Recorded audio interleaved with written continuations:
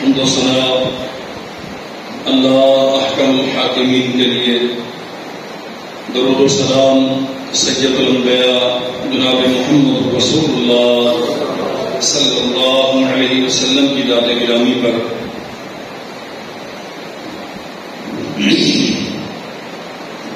بنی نوع انسان کی رشد و ہدایت، رہنمائی اور تربیت کے لیے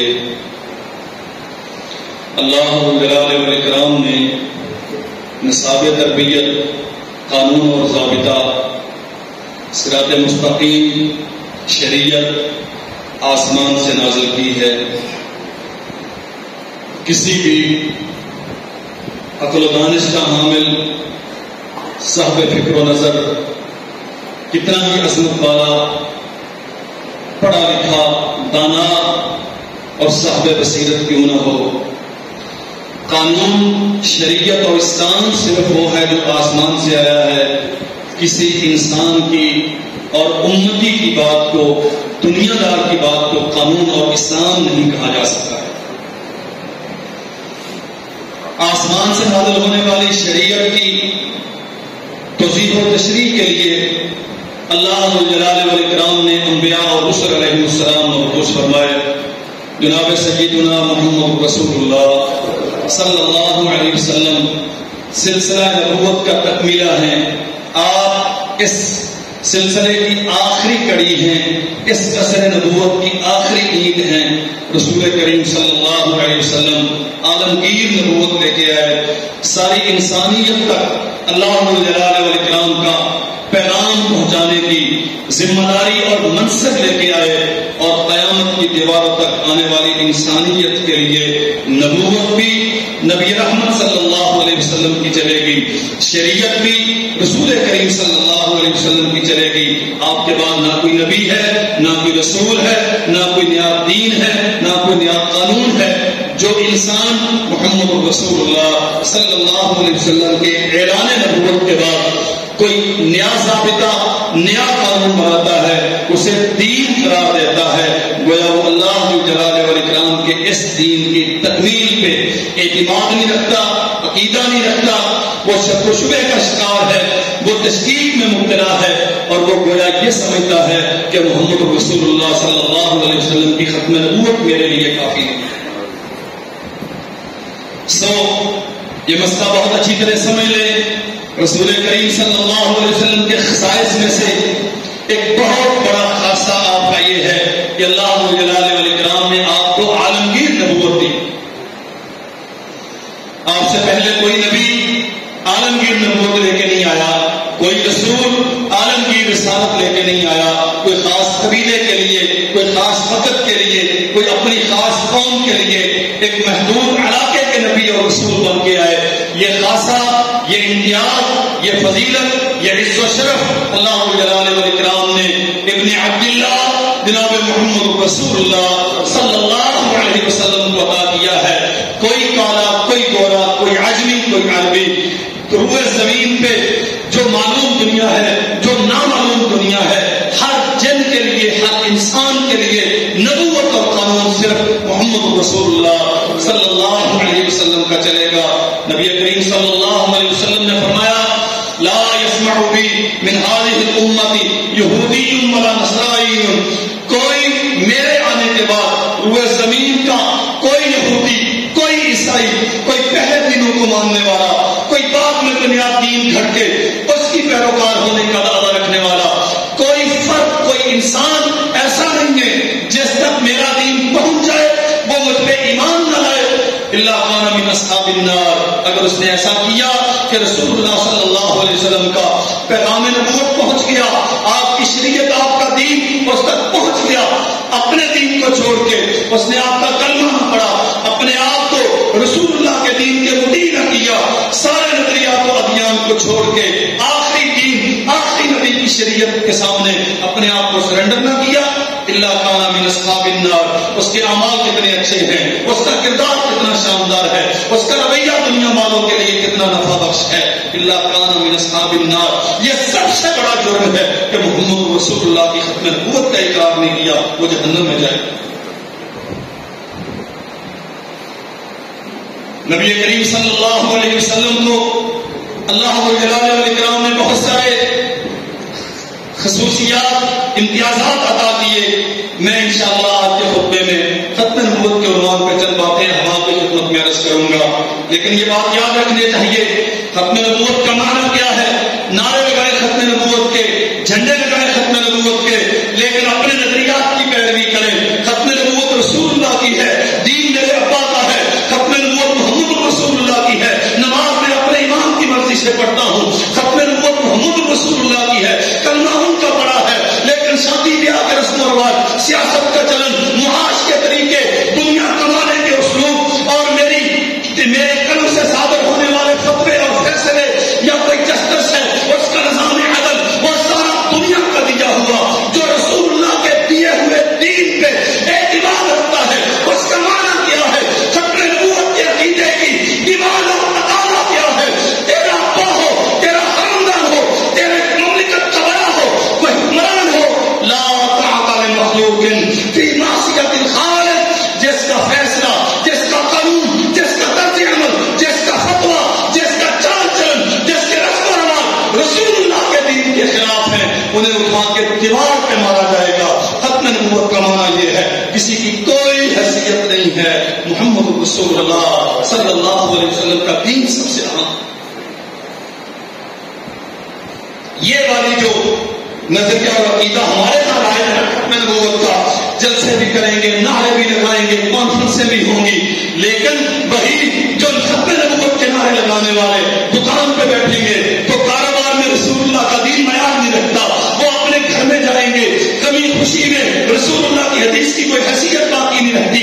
عقائد و اعمال میں نبی رحمت صلی اللہ علیہ وسلم کی شریعت کہتے ہیں ہاں ہوگا بخاری میں ایسا, ہوگا کسی حدیث کی کتاب میں ایسا, لیکن میرا مولوی, میرا مسلک, میرا مذہب, میرے رسم و رواج, میرے باپ دادا. اور یاد رکھو میرے بھائیوں, اللہ کی قسم یہ دین یہ تقاضا نہیں رکھتا کہ ختم نبوت کے اعلان بھی کرتے رہو اور رسول اللہ کی مانو بھی نہ. سستی ہو سکتی ہے, ہم انسان ہیں, کمیاں کہیں ہو سکتی ہیں, بندہ فطرت سے مجبور ہو گیا, جذبات سے مغلوب ہو گیا, حالات کے جب کا شکار ہو گیا, ہو سکتے ہیں یہ سارے مسائل. لیکن کم از کم عقیدہ تو یہ ہونا رسول اللہ سے جو صحیح سند سے ثابت ہو گیا وہ حرف آخر ہے. اللہ نے جو قرآن میں کہہ دیا, رسول اللہ نے جو اپنے فرمان میں ارشاد فرمایا وہی حق ہے.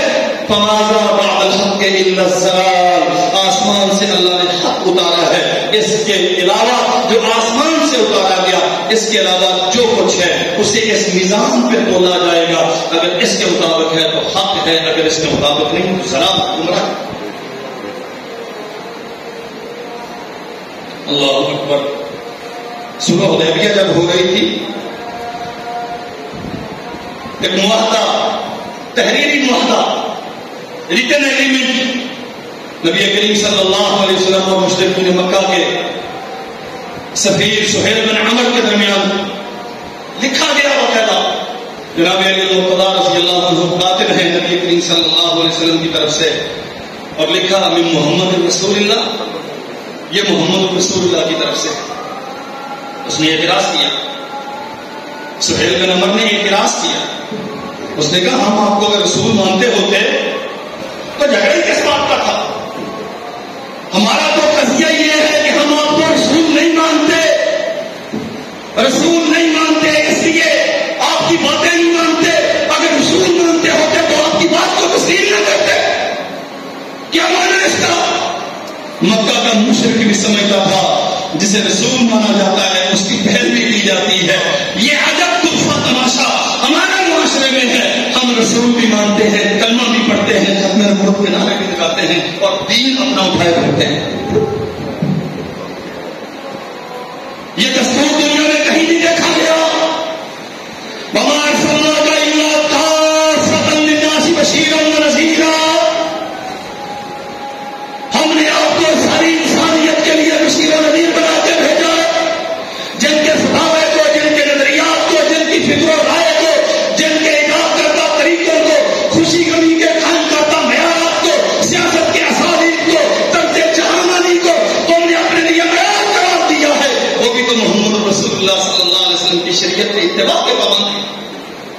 انہیں کس نے حق دیا؟ ہم کسی کی عظمت کے منکر نہیں ہیں، ان کی عظمتیں آسمان کی بلندیاں چھوتی ہوں گی، ہم سب کو تسلیم کرتے ہیں. لیکن میرے عزیز بھائیوں، دنیا میں عظیم وہ ہے جو رسول اللہ صلی اللہ علیہ وسلم کی پیروی کر کے عظمت حاصل کرتا ہے. جو آپ کی پیروی سے عظیم نہیں ہوتا اس کی عظمت چھوٹی ہے، اس کی عظمت بناوٹی ہے. یہ سارے مٹی کے مینار ہیں، ہوا آئے گی تو گر جائیں گے. ان عظمتوں کی کوئی حقیقت نہیں ہے. عظمت صرف وہ ہے جو رسول اللہ صلی اللہ علیہ وسلم کے اتباع اور آپ کی اطاعت کے نتیجے میں. قل یا ایھا الناس، آپ اعلان کریں ساری انسانیت کے لیے،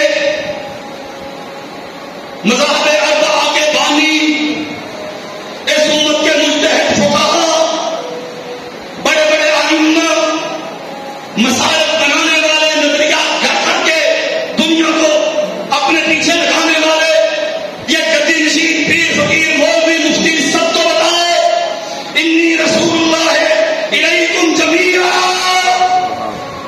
اور گدی کے مجاوروں، میں محمد ابن عبداللہ صلی اللہ علیہ وسلم تمہارا بھی نبی ہوں. اگر تمہیں جنت کی ضرورت ہے تو میرا کلمہ پڑھو گے، غیر مشروط طور پہ میری اطاعت کرو گے، دنیا کو میری بات کی طرف بلاؤ گے، دنیا کو اللہ کی پیغام کی طرف بلاؤ گے. اور یہ مسئلہ سمجھ لو، بہت اچھی طرح سمجھ لو، محمد رسول اللہ صلی اللہ علیہ وسلم کو اللہ نے داعی بنا کے بھیجا ہے.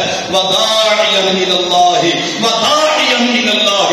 آپ دعوت دیتے تھے کس کی طرف؟ اللہ اکبر. اگر عظمتیں ہی معیار ہوتی، کیا عیسیٰ علیہ السلام عظیم نہیں ہے؟ کیا جناب موسیٰ علیہ السلام جن سے اللہ نے ہم کلام ہونے کا شرف جنہیں عطا کیا، ان کی عظمت کم ہے؟ کیا سیدنا خلیل اللہ ابراہیم جد الانبیاء علیہ السلام، کیا ان کی عظمت کم ہے؟ قسم پیدا کرنے والے رب کی، نبی کریم صلی اللہ علیہ وسلم نے نہیں کہا کہ تم میری طرف آؤ، آپ نے نہیں کہا تم میرے باپ ابراہیم کی طرف آؤ، آپ نے نہیں کہا تم نوح یونس شیخ کی طرف آؤ. کیا کہا؟ داعیاً الی اللہ، تم اللہ کی طرف آؤ. تعالوا الی کلمۃ سواء بیننا وبینکم اللہ نعبد الا اللہ. اللہ کی طرف. خالق و مالک وہ ہے، شریعت اور قانون اس نے اتارا ہے. محمد صلی اللہ علیہ وسلم اللہ کے نمائندے، پیغمبر اور رسول ہیں. شریعت کی وضاحت، توضیح، تشریح کرنے والے. شریعت ساری آسمان سے اتری ہے. نبی رحمت صلی اللہ علیہ وسلم امت تک پیغام پہنچانے کے لیے مبعوث کیے گئے. آپ نے اپنے عمل سے، کردار سے، کار سے، اپنی زبان سے، ارشادات سے اللہ کے احکامات کی وضاحت کی ہے. لیکن دعوت سب کو اللہ کی طرف. یہ جو الگ الگ کھلے ہوئے دروازے، سجی ہوئی دکانیں، تیرے میرے بڑوں کے جو بچھے ہوئے یہ استھان ہے، ان کی طرف دعوت دینا ہی حرام ہے سرے سے. دعوت کتاب اللہ کی طرف ہوتی ہے، دعوت رسول اللہ صلی اللہ علیہ وسلم کی طرف ہوتی ہے. کوئی انسان جو اپنے بڑوں کی طرف دعوت دیتا ہے، جو اپنی جماعت پارٹی کی طرف دعوت دیتا ہے، جو اپنے ابا دادا مولوی کی طرف دعوت دیتا ہے، اسے سمجھ لینا چاہیے کہ وہ عقیدہ ختم نبوت میں مخلص نہیں.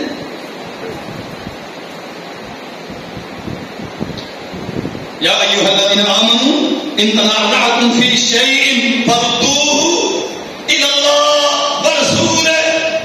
معیار حق اللہ اور اس کے رسول ہیں صلی اللہ علیہ وسلم. محمد رسول اللہ نے وہی کہا، وما ینطق عن الہویٰ ان ھو الا وحی یوحیٰ.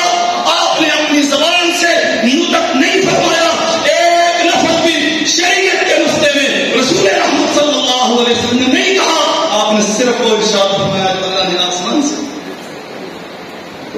اتبعوا ما انزل الیکم من ربکم ولا تتبعوا من دونہ اولیاء. اس کی پیروی کرو جو آسمان سے اللہ نے اتارا ہے، جو خود بناتے ہو، جو اپنی طرف سے گھڑتے ہو، جو غمی خوشی کے طریقے خود ایجاد کرتے ہو، جو تمہارے باپ دادا نے بنایا ہے. ولا تتبعوا من دونہ اولیاء، یہ سارا باطل ہے، اسے چھوڑو، اس پہ آؤ جو اللہ نے آسمان سے اتارا. نبی کریم صلی اللہ علیہ وسلم فرماتے ہیں لی خمسۃ اسماء، میرے 5 نام ہیں. آپ کے خصائص، میرے 5 نام ہیں. انا محمد صلی اللہ علیہ وسلم اللہ کی مخلوق میں ظاہری باطنی خلقی خلقی شکل و صورت کی کردار و گفتار کی عقیدہ کے حسن کی اعمال کی شاندار روایات کی کوئی خوبی ایسی نہیں ہے جو کسی اور میں ہو اور اللہ نے محمد رسول اللہ صلی اللہ علیہ وسلم کو عطا نہ کی ہو. کسی بھی اعتبار سے مخلوق میں جو خوبیاں ہو سکتی ہیں اللہ جلال والاکرام نے نبی رحمت میں سب جمع کر مخلوق میں خالق کی نہیں مخلوق کی خوبیاں.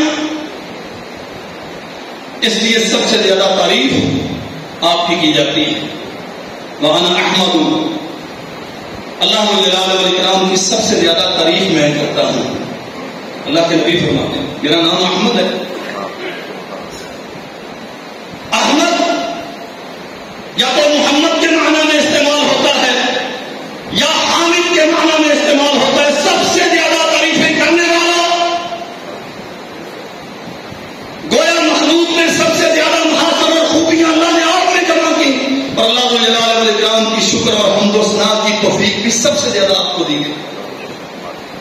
اگلی بات جو آپ کے خصائص میں سے بڑی اہم ہے فرمایا وَأَنَا الْمَاحِي الَّذِي يَمْحُو اللَّهُ بِهِ الْكُفْرَ.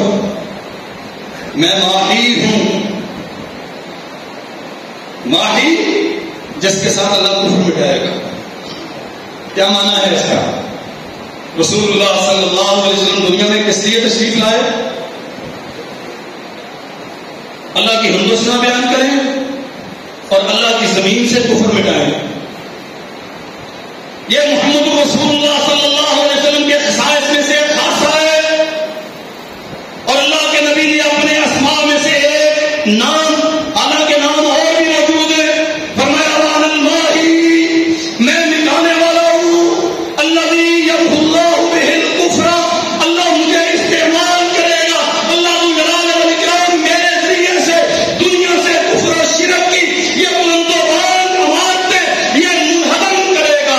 مکہ کے بازاروں میں سرداروں کے ڈیروں پر چوکوں چراہوں میں بیت اللہ کے اندر یا باہر مسجد حرام سے اندر یا خارج اور باہر سے آنے والے وفود کے پڑاؤ میں ان کے جہاں بسیرے وہاں جا کے یہاں وہاں عرصوں میں میلوں کھیتوں میں محمد رسول اللہ صلی اللہ علیہ وسلم پتھر کھاتے ہوئے گالیاں سنتے ہوئے برا بھلا برداشت کرتے ہوئے کانٹے پاؤں میں سہتے ہوئے اپنے ساتھیوں کی آہیں سسکیاں سننے کے باوجود یہاں وہاں جا کے اللہ کی توحید کی دعوت دیتے ہیں. کسی کی منت کرتے ہیں کسی کو نصیحت کرتے ہیں کسی کے سامنے اپنے آپ کو خیر خواہ بنا کے پیش کرتے ہیں.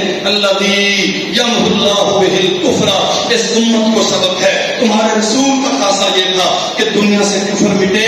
اگر تم واقعتاً اپنے رسول سے محبت کرتے ہو اپنے کردار کا جائزہ لو. کیا اس کفر کو مٹانے کے لیے تم بھی ویسی محنت کرتے ہو جیسے تمہارے رسول نے؟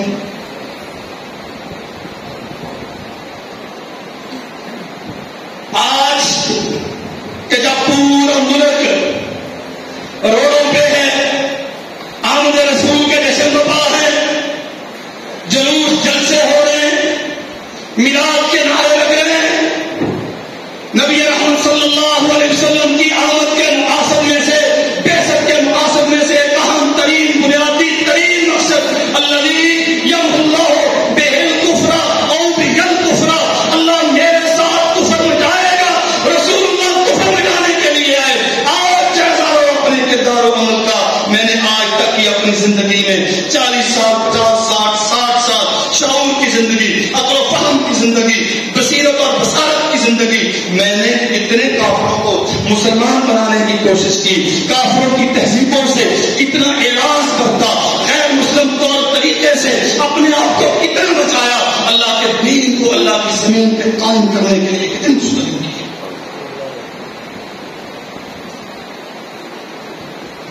واللہ رسول کریم صلی اللہ علیہ وسلم کی یہ اسماء مبارکہ اور قسمیں پیدا کرنے والے رب کی یہ صرف ایک نام اگر اس کی حقیقت اور نبی رحمت کا کردار ہمارے سامنے ہو آپ قدم نہ ہلا سکے. یہ سارا کچھ جو آج مقام پہ ہو رہا ہے، کبھی اس کی طرف آپ کا قدم نہ اٹھے۔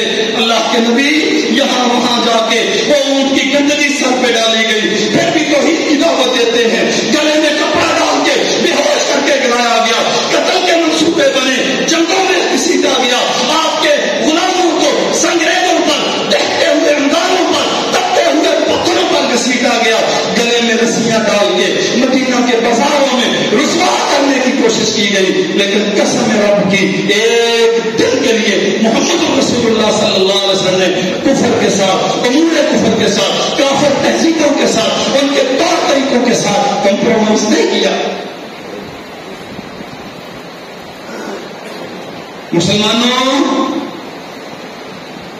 اگر رسول اللہ صلی اللہ علیہ وسلم کی آمد کی خوشیاں صرف جلوس نکال کے کافی ہو جاتی تو پھر بدر سجانے کی کوئی ضرورت ہے؟ پھر سال کے بعد ایک جلوس نکل جایا کرتا اور اللہ کے نبی اس سے خطاب فرماتے اور بس نبوت کا حق تھا، نہیں، انا الماحی الذی یمحو اللہ بہ الکفر، میں تو ماہی ہوں، میں نے تو کفر مٹانا ہے، اور مٹایا، اہل مکہ کو اسلام سے روشناس کروایا۔ ہاں، 13 سال محنت، مشقت، اذیتوں کی زندگی، شعب ابی طالب کی قید، سوشل بائیکاٹ، معاشی بائیکاٹ، یہ سب برداشت کیا، ایک دن کی سختیاں نہیں جھیل پاتے۔ ہم تو اس بات پہ سرنڈر کر جاتے ہیں، کیا ہے جی، اگر کسی کو کہیں گے کہ یہ نہ کرو تو لوگ ناراض ہوتے ہیں، کاروبار کا مسئلہ ہے، برادری روٹتی ہے، ہم تو سنت کا احیا کرنے سے ڈرتے ہیں، ہم تو زبان ہلانے سے ڈرتے ہیں۔ 3 سال شعب ابی طالب کی قید و بند کی زندگی کس لیے؟ کفر برداشت نہیں ہے، اللہ کی بغاوت برداشت نہیں ہے، قید میں جانا برداشت ہے، درختوں کے پتے کھا کے گزارا کرنے والے۔ ہاں، اللہ کی قسم، سعد بن ابی وقاص اور دیگر صحابہ کرام بیان کرتے ہیں، قضاء حاجت کے لیے بیٹھتے تھے، بہانہ یوں آتا تھا جیسے جانور مینگلیاں کرتے ہیں۔ یہ گوارا ہے، لیکن اللہ کے ساتھ کفر گوارا، اللہ کی شریعت کی بغاوت گوارا، توحید کے ساتھ شرک کی آمیزش گوارا نہیں۔ گھر بار چھوڑا ہے، رات کی تاریکی میں بہتے ہوئے آنسوؤں کے ساتھ مکہ سے نکل کے ایک اجنبی سرزمین یثرب کی طرف تشریف لے گئے ہیں۔ اللہ کے نبی صلی اللہ علیہ وسلم نے وہاں جا کے نئی دنیا آباد کی ہے، اور یہ داستان بڑی دلچسپ اور لمبی ہے۔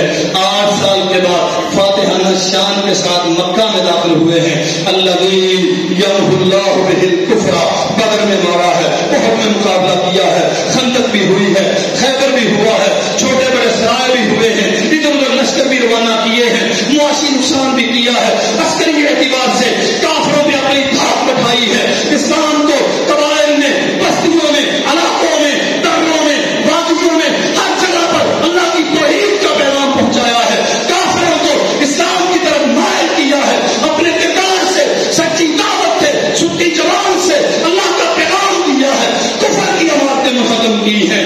8 سال کے بعد پوری فاتحانہ شان کے ساتھ مکہ میں داخل ہوئے ہیں۔ میں داستان کبھی نہیں کرتا، بیت اللہ میں گئے ہیں، اللہ اکبر، ایک چھری پکڑی ہوئی ہے، مارتے ہیں بتوں کو، گراتے ہیں انہیں منہ کے بل، توڑتے ہیں انہیں، اور زبان سے اعلان کرتے ہیں جاء الحق وزهق الباطل ان الباطل كان زهوقا۔ لوگوں، مجھے محمد کو صلی اللہ علیہ وسلم کو اللہ نے اس لیے زمین میں بھیجا کہ میں بیت اللہ کو بتوں سے پاک کروں، میں اللہ کی زمین کو اللہ کے ساتھ شرک سے پاک کروں۔ کہاں ہے رسول اللہ صلی اللہ علیہ وسلم کی بعثت کا مقصد؟ سب سے بڑی خواہش کہ امریکہ ہم پہ راضی ہو جائے۔ ہاں، آپ کے صدر نے بھی اناؤنس کی ہے، آپ کی گورنمنٹ نے بھی سیرت کانفرنس کا اعلان کیا، غالباً آج ہی ہے، ٹی وی کیمرے چلیں گے، دنیا کے بڑے بڑے سفرا اور بڑے بڑے لوگ آئیں گے، سیرت و رسول پہ باتیں ہوں گی۔ اللہ کی قسم، اگر ان جانوروں کو، نقل کے اندروں کو رسول اللہ کی اسماء مبارکہ کا معنی آتا ہو تو یہ سمجھے اپنی ذمہ داریاں۔ اللہ یمحو اللہ بہ الکفر، رسول کو کفر مٹانے کے لیے آئے تھے، مٹایا ہے کفر، قتل کیے ہیں کافر، اور شہید کروائے ہیں اپنے ساتھی۔ چچا کا لاشا اٹھایا، مصعب بن عمیر کا اٹھایا، 70 بدر، 14 بدر میں، 70 احد میں، یہاں وہاں کتنے پیاروں سے محمد رسول اللہ صلی اللہ علیہ وسلم نے جدائیوں کے غم سہے ہیں، نگاہیں آنسو بہانے سے نہیں رکتی،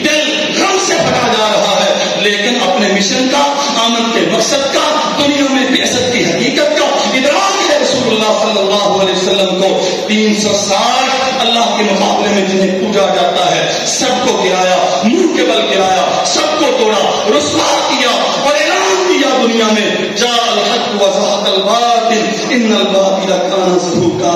لوگوں اگر محمد رسول اللہ سے محبت کرتے ہو پھر حق اختیار کرو، حق کو تسلیم کرو اور پھر حق کو دنیا پہ غالب کرو، کفر کو مٹاؤ، باطل نظام جتنے ہیں انہیں سرنڈر کرو، پیمانے خاک کرو انہیں۔ جب دنیا میں اللہ کا دین قائم ہو جائے گا پھر تمہیں اللہ کے سامنے سر مسجود ہو کے اس کا شکر۔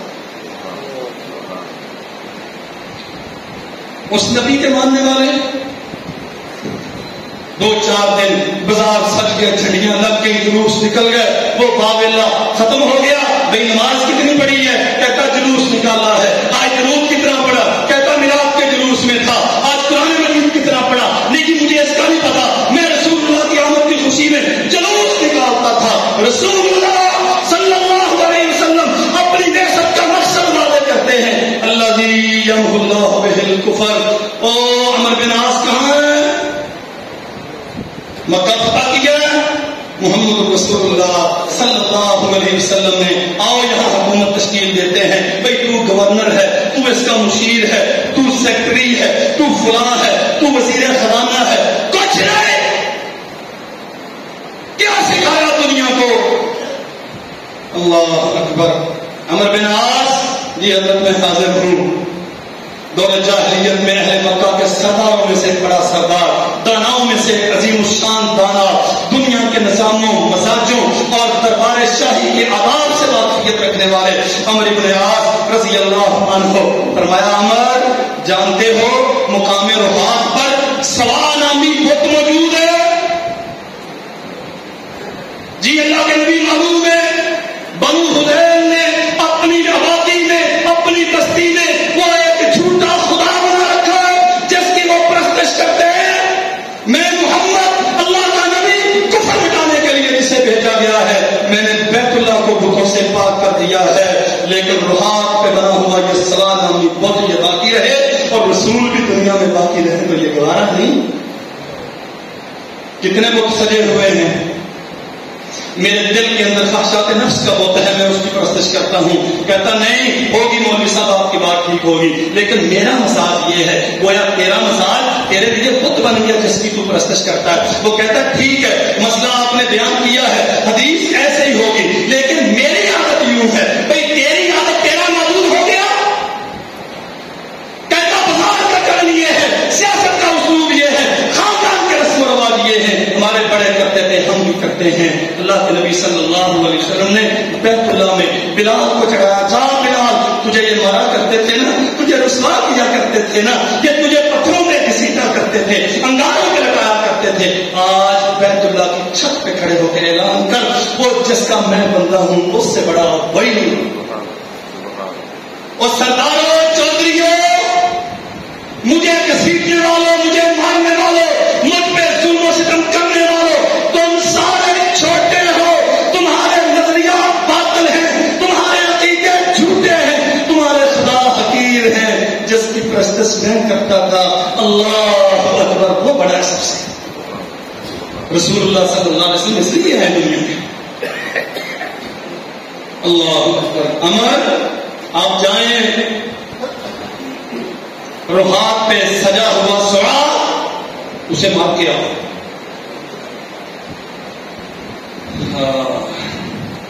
دنیا ناراض ہو جائے گی، حق کہیں گے، برادری اٹھ جائے گی، لوگ کیا کہیں گے؟ یہ شدت پسند ہیں، لوگ گالیاں دیں گے۔ آج کے زمانے میں بھی یہ کٹر وہابی یہ سنت کی بات کرتا ہے، کوئی پرواہ نہیں لوگوں کی۔ جال حق اگر حق کے ساتھ ہو تو پھر بت گوارا نہیں ہے۔ گئے عمر بن عاص رضی اللہ عنہ، مار کے آئے، توڑ کے آئے، ٹکڑے اڑا کے آئے، لمبی داستان ہے، مجاور بیٹھے ہوئے ہیں۔ عمر کیا ارادہ ہے؟ فرمایا میں نے نبی نے حکم دیا ہے روئے زمین کو بتوں سے پاک کرنا ہے۔ وہ سائڈ پہ ہو گیا، اس نے کہا پہنچا ہوا بابا ہے، تو کیا سمجھتا ہے تو اسے نقصان پہنچا لے گا؟ یہ پہنچے ہوئے ہوتے الو کے پٹھے سارے، علم سے فارغ، شریعت سے ناواقف، پاکیزگی کا، طہارت کا جنہیں احساس کوئی نہیں، لباس کا، شرم و حیا کا جنہیں پاس کوئی نہیں، حلال و حرام کا جن کے ہاں امتیاز کوئی نہیں، یہ سارے پہنچے ہوئے. فرمایا میں اسے مارنے آیا ہوں. مجاور کہتا یہ پہنچا ہوا ہے تو نہیں مار سکے گا. اس جیسے کئی پہنچے ہوئے ہم نے دیکھے. اس نے کہا ٹھیک ہے پھر بابا آپ کرنا نہیں پڑے گا. بابے ہو رہی تھی 5 منٹ بعد ٹکڑوں کی شکل میں زمین پہ تھی. سعد بن زید اشعری کو بلایا. سعد رضی اللہ عنہ مقام قدیت دیکھا ہے؟ جی اللہ کے نبی دیکھا ہے. فرمایا اور خزرج اور بنو غسان کا بت عزا اتنا بڑا بت کہ لوگ اس کی طرف عبدیت کی نسبت کرتے تھے، عبد العزا نام رکھتے تھے. ساتھ اللہ نے مجھے کفر مٹانے کے لیے بھیجا ہے. اللہ کی زمین پر غیر اللہ کی پرستش ہو، یہ رسول اللہ کی بعثت کے مقاصد کے خلاف ہے. جاؤ لے جاؤ جتنے چاہیے اپنے ساتھ لے جاؤ. ہاں مناف اس بت کا نام ہے مناف، اور حضرت اور غسان قبائل کے لوگ اس کی پرستش کرتے ہیں. ساتھ اسے باقی نہیں رہنا چاہیے. اور سیف من سیوف اللہ، فاتح عراق، شام کے بعد علاقوں کے فاتح، اللہ کی تلواروں میں سے ایک عظیم الشان تلوار خالد بن الولید رضی اللہ عنہ. واللہ یہ چنیدہ ترین لوگ ہیں رسول اللہ صلی اللہ علیہ وسلم کے لشکر کے. اس کا معنی کیا ہے؟ فوجیں کس لیے رکھی جاتی ہیں؟ اور سمجھ لو پاکستانیوں میرے بھائیوں، میں حدیث عرض کرتا ہوں، میں رسول اللہ کی سیرت آپ سے عرض کرتا ہوں. کمانڈر تھے نا خالد بن الولید، باقاعدہ جو مکہ میں لشکر داخل ہوئے نا، ایک لشکر کے سردار تھے، ایک لشکر کے کمانڈر تھے، اور انہی کے ساتھ مار کاروائی ہوئی. 10 لوگوں کو انہوں نے قتل کیا ہے مکہ کو، اور کسی کے ساتھ پنجہ آزمائی نہیں ہوئی، خالد بن الولید کے ساتھ ہوئی. اللہ کے نبی نے فرمایا تھا کہ اللہ کی تلواروں میں سے ایک تلوار ہے. اس تلوار کو کہاں استعمال کیا ہے؟ خالد جا 30 نوجوان ساتھ لے جا، اور عزا نامی بت جو مقام نخلا پہ قائم ہے اس کے پٹ سے اڑا کے اسے درندے خوار کرتے ہیں. قال الماہی الذی یمحو اللہ بہ الکفر، میں کفر مٹانے کے لیے آیا ہوں. یہاں وہاں کفر کی شرک کی دکانیں کھلی ہوئی ہیں، اڈے بنے ہوئے ہیں، تہذیبیں کافروں کی پسند ہیں، پورے تمہارے ملک میں نظام کافروں کے چلتے ہیں. تیرے جسٹس کی ٹیبل پہ قانون برٹش لا، انگریز حکومت کا بنایا ہوا، مکتب وکٹوریا کے وہ اس کا دیا ہوا قانون ہے. تیرا معاشی نظام یہودیوں کا دیا ہوا ہے، تیرا سیاسی نظام عیسائیوں کا دیا ہوا ہے. تو رسول اللہ کی آمد پہ جشن منائے گا، جلوس نکالے گا تو کیا کرے گا؟ سمجھ اللہ کے نبی صلی اللہ علیہ وسلم کس لیے آئے؟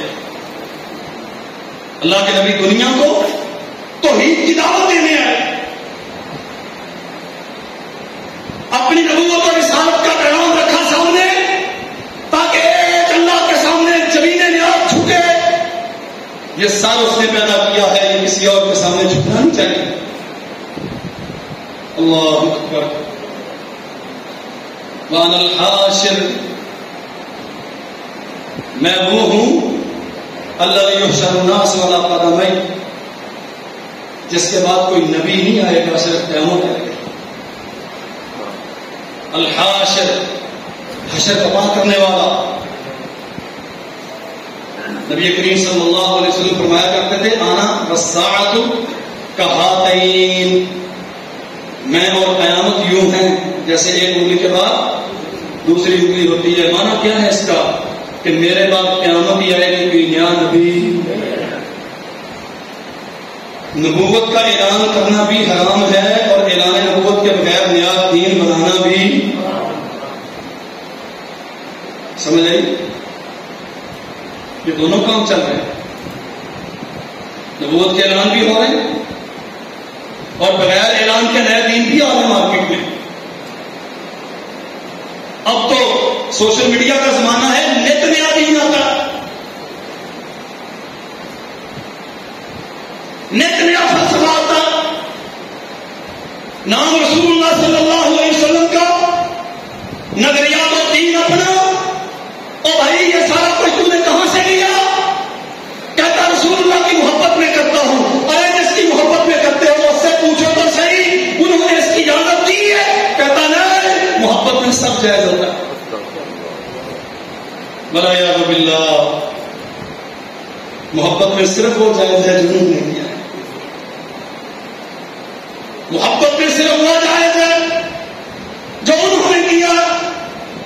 کہتا میں تو یہ سب اس لیے کرتا ہوں کہ قیامت کے دن آپ مجھے پہچان لیں. ہاں پہنچ گئے. اللہ کے نبی نے کیا فرمایا؟ پوچھا گیا نا حضور وہاں تو بہت لوگ ہوں گے، وہاں تو بہت لوگ ہوں گے، آپ اپنی امت کو کیسے پہچانیں گے؟ فرمایا ان امتی یاتی یوم القیامت غر محجلین من آثار الوضوء. میں اپنی امت کو پہچانوں گا جو نمازی ہوں گے، وہ وضو کرتے رہے ہوں گے، جو وضو کرتے رہے ہوں گے، جہاں جہاں وضو کا پانی لگا ہوگا وہاں ان کے اعضاء روشن ہوں گے. میں پہچان لوں گا یہ میری امت ہے. جڑیاں لے کے جائیں گے تب پہچانیں گے، باجے بجائیں گے تب پہچانیں گے. اللہ کے نبی نے پہچان کا معیار قائم کیا. کہتا مولوی صاحب آپ کی ساری باتیں ٹھیک ہیں لیکن ہم یہ اس لیے کرتے ہیں تاکہ رسول اللہ صلی اللہ علیہ وسلم کے ہاتھ سے حوض کوثر نصیب ہو جائے، آپ کی رفاقت میں جنت مل جائے. بڑی اچھی سوچ ہے، مبارک ہو. اگر یہ سوچ ہے تو مبارک ہو، لیکن طریقہ کیا ہے؟ جانتے ہو ربیعہ بن کعب اسلمی کو، وہ رات کی طریقی میں جب دنیا سوئی ہوئی ہے، یہ جاگ رہا ہے، رسول رحمت صلی اللہ علیہ وسلم کی خدمت کے جذبے سے اللہ کے نبی بیدار ہوں گے تو میں رسول اللہ صلی اللہ علیہ وسلم کی ضرورت کا سامان رات کو پیش کروں گا. جانتے تھے نا ہم اس نبی کے کلمہ پڑھنے والے ہیں جنہوں نے جلوس تو زندگی میں کوئی ایک بار بھی نہیں نکالا، جانوروں پہ جھنڈیاں تو ایک بار بھی نہیں لگائی، لباس دیواروں کو لباس تو ایک بار بھی نہیں پہنایا. ہاں البتہ وہ فقیروں کو لباس پہنایا کرتے تھے، وہ ننگوں کے صدر ڈھانکا کرتے تھے، وہ ضرورت مندوں کی ضرورتیں پوری کیا کرتے تھے. اور راتوں کی تاریکیوں میں جب دنیا سوئی ہوئی ہوتی تھی تو اپنی امت کے لیے اللہ کے سامنے کوئی گڑا کے بخشش طلب کیا کرتے.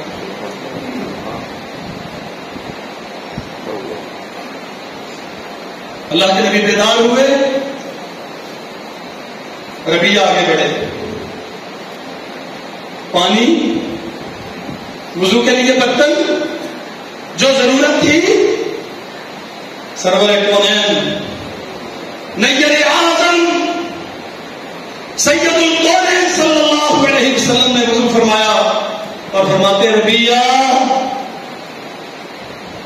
یا کوئی ضرورت ہے تو سوال کرو. یہ رسول اللہ کی رفاقتوں کے پروانے جاری ہو رہے ہیں. حوض کوثر ملتا کیسے ملتا ہے؟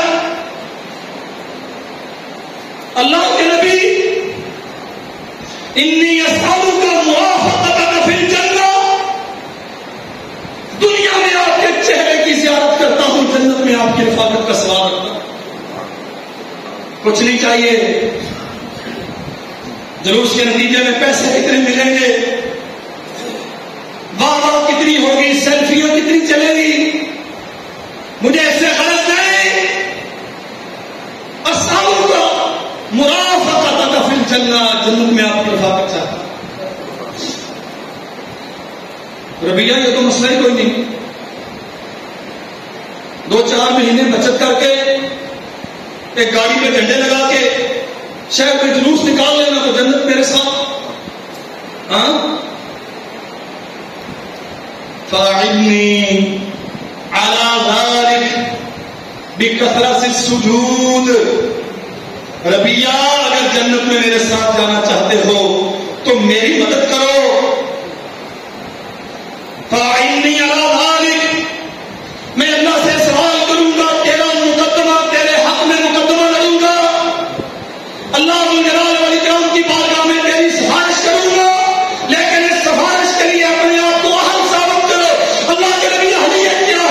فرمایا بے کثرت السجود، فرض تو پڑھتے ہو، نفل کثرت کے ساتھ پڑھا کرو تاکہ کثرت نفل کی وجہ سے میں اللہ سے تیری سفارش کر سکوں. ماشاءاللہ جلوس بڑا کامیاب ہوا. نمازیں کتنی پڑھی؟ کہتا جلوس جو نکالا ہے نمازوں کی کیا ضرورت ہے؟ چاہیے رسول اللہ کی رفاقت. فاعلنی علی ذلک بکثرت السجود، جتنے نوافل زیادہ پڑھو گے اسی قدر میری رفاقت ممکن ہے. اللہ اکبر. میرے عزیز بھائیوں، یہاں تو سارا معاملہ ہی نہیں ہو سکتا. یہ دعوے زبان کے کوئی حقیقت نہیں اللہ کی قسم ان کی. اگر تیرا جسم و جان، تیرا ایمان اور تیرا عمل اس دعوے کے مطابق نہیں، اگر رسول اللہ کی سنت کو، اللہ کے نبی کی حدیث کو، سرور کونین کی سیرت کو تو اپنے لیے معیار حق نہیں بناتا، تو سمجھتا ہے کہ رسول اللہ کی سیرت کے علاوہ کسی اور کی پیروی کرنی چاہیے، تو یاد رکھ پھر یہ تیرا دعویٰ باطل اور جھوٹا ہے. اس کی کوئی میں پھر عرض کر دوں، غلطیاں ہو سکتی ہیں، کوتاہیاں ہو سکتی ہیں، اعمال میں سستی ہو سکتی ہے، عقیدہ تو کم از کم یہ ہو محمد رسول اللہ صلی اللہ علیہ وسلم جیسا حسن و جمال کا حامل بھی کوئی نہیں، آپ کی ذات جیسی عظمت رکھنے والی ذات بھی اور کوئی نہیں، اور آپ کی بات جیسی معیار رکھنے والی بات بھی. یہاں آ کے مسئلہ ہوتا ہے. قصیدے پڑھے جاتے ہیں اللہ کے نبی کے حسن و جمال کے، اور پیروی کی جاتی ہے اپنے بابوں کی. آسمان سے شریعت کن پہ نازل ہوئی؟ محمد رسول اللہ صلی اللہ علیہ وسلم پہ. نبوت کا تکمیلہ کون ہے؟ اللہ کا نبی ختم المرسلین کون ہے؟ محمد ابن عبداللہ صلی اللہ علیہ وسلم. حضرت جو تو کر رہا ہے یہ کہاں سے لیا؟ کہتا ہے ثواب سمجھ کے کر رہا ہوں، ہے نا، ثواب سمجھ کے کر رہا ہوں نا. نہیں ہے کتاب و سنت میں تو کیا فرق پڑتا ہے؟ یہ تو اچھی. من عمل عملا لیس علیہ امرنا فہو رد. تیری نیت کتنی اچھی کیوں نہ ہو، اگر محمد رسول اللہ صلی اللہ علیہ وسلم کی مہر تیرے عمل پہ تصدیقی مہر ثبت نہیں ہے تو کوئی فائدہ نہیں ہے تیری اس نیت کے حسن کا اور تیرے اعمال کی اچھائی کا. عمل وہی قابل قبول ہے جو محمد کریم صلی اللہ علیہ وسلم کی مہر کے ساتھ ہوا. اللہ ہمیں سمجھنے کی توفیق.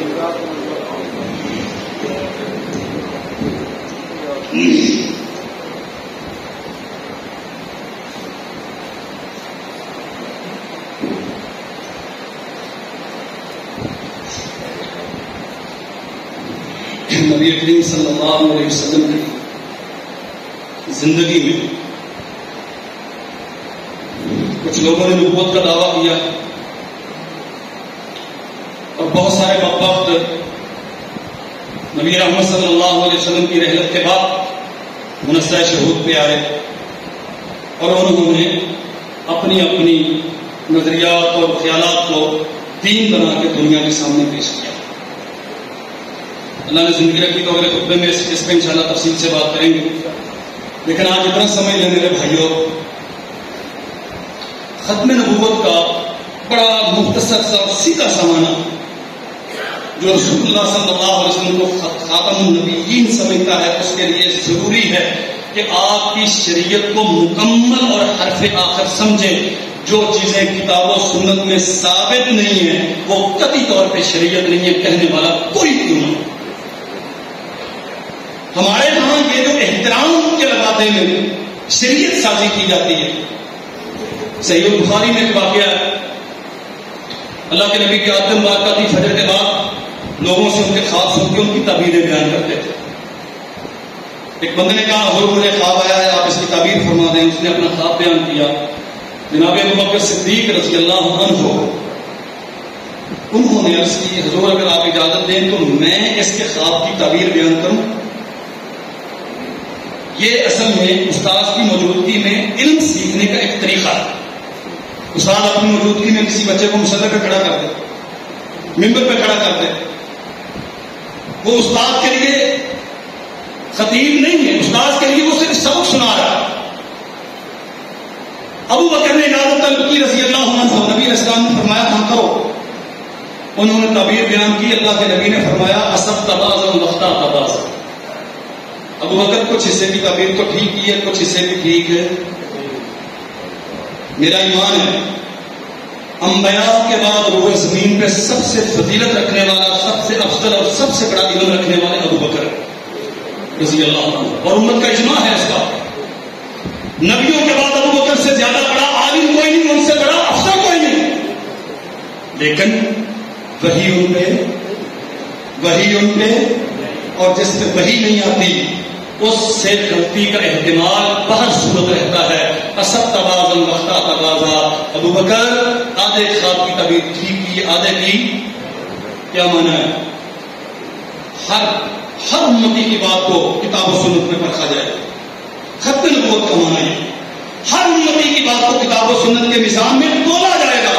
اگر اس کے مطابق ہے تو ہم اسے سینے سے لگائیں گے, اور اگر اس کے مطابق نہیں ہے تو امتی کی بات معیار وہ آج کا ہو یا گزرے ہوئے زمانے کا ہو. اللہ نے زندگی رکھی تو انشاءاللہ اسی پہ اگلے خطبے میں بات کریں گے, لیکن میری التماس ہے بھائیوں سے تھوڑا جلدی آیا کریں, اتنی تاخیر کے ساتھ مناسب نہیں. ان الحمدللہ. ہاں جی, حضرت شیخ الحدیث مفتی محمد اصغر حازم صاحب رحمۃ اللہ علیہ, جن کے ممبر پہ میں کھڑا ہوں, اللہ جلال والاکرام ہمیں ان کے لیے صدقہ جاریہ بنائے. ان کے صاحبزادہ قاری عثمان حازم صاحب تشریف فرما ہیں, بائی پاس پہ مرکز بنو تمیم مسجد بنا رہے ہیں. حضرت صاحب رحمۃ اللہ علیہ نے اپنی زندگی میں بنائی تھی, لیکن تعمیر اچھی نہیں تھی, جو بھی ضرورت تھی ان کی تو اسے گرا کر اثر نو اس کی تعمیر کر رہے ہیں. کافی لمبا پروجیکٹ ہے. آپ کے پاس تشریف لائے ہیں مسجد کے تعاون کے سلسلے میں. سارے بھائی قاری عثمان صاحب بیٹھے, نماز کے بعد ان کے ساتھ مسجد کے تعمیر کے لیے تعاون فرمائیے. ان الحمد للہ نحمده ونستعینه ونستغفره ونعوذ بالله من شرور انفسنا وسيئات اعمالنا, من يهده الله فلا مضل له ومن يضلل فلا هادي له. اشهد ان لا اله الا الله وحده لا شريك له وان محمدا عبده ورسوله.